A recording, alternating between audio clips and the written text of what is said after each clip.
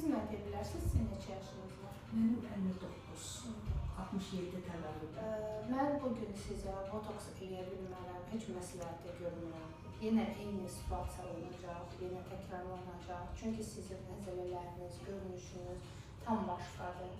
Mən sizə şiddətli dərəcədə, yəni tövsiyə edirəm ki, siz gözünüzün üstünü və altını blefaroplastika elətdirin. Siz yəqin özünüzdə hiss edirsiniz ki, göz qapağınız nə qədər gəlib düşüb gözünüzün üstünə. Mən əməliyyat nəzərdə tutur. Əlbəttə. Heç yəni mən özüm əməliyyat eləmirəm. Deyim ki, fikirləşəsiniz ki, bu özü üçün deyil. Mən onsuz da Gənc yaşlarımda məndə gözüm dərdli idi. Yəni, bu anadan gəlmə və indi yaşla bağlı sağlamayıb. Anadan gəlmə məndə belə ətli olub. Mən sizə çox gözəl başa düşürəm. Amma yəni ki, o uşaqlıqda olanda o tam bir başqa bir görünüşdür. Ətli göz üstü olur da, çox xanımlar olur. İndi çoxsu xoşdur onu ceyran göz kimi gəlirlər, dolğu edir ki, gözünün üstü belə ətli toxuşur. Amma sizdə, yəni bu sallanıb gözünüzün üstünə düşüb də.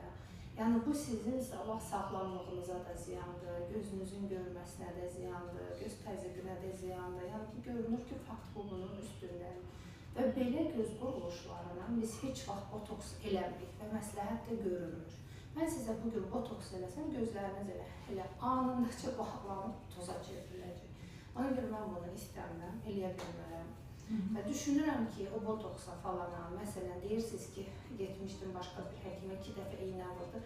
Soruşdan deyəcəksiniz, onun da effektini görmədim. Yəni, üzünüzə zəifdir.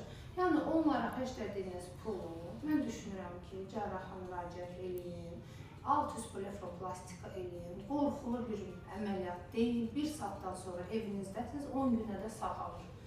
Qalıcılığı da 5 ildir və görünüşünüz də çox gözəl dəyişiləcək, gözünüzdə belə rahatlanacaq. Mən bunu Yenə bəs üzdə bu sallanmalar. Mən heç nə elə bilməm. O üzə heç nə elə bilməm. Neynəsəm, bu deyək gözlər qəlbin aynasıdır. Yəni bu gözlərin ki, ifadəsi düşmüş, üstü bütün ödəmli, göz altında qrija, bu gözlərlə neynəsəm, biz yəni heç nəyin nəticəsini görməyəcəyik. Ondan sonra yəni nə özünüzü incidin, nə pulunuzu xərcləyin. Mən bunu məsləhət görürəm. Heç nə elə bilməm.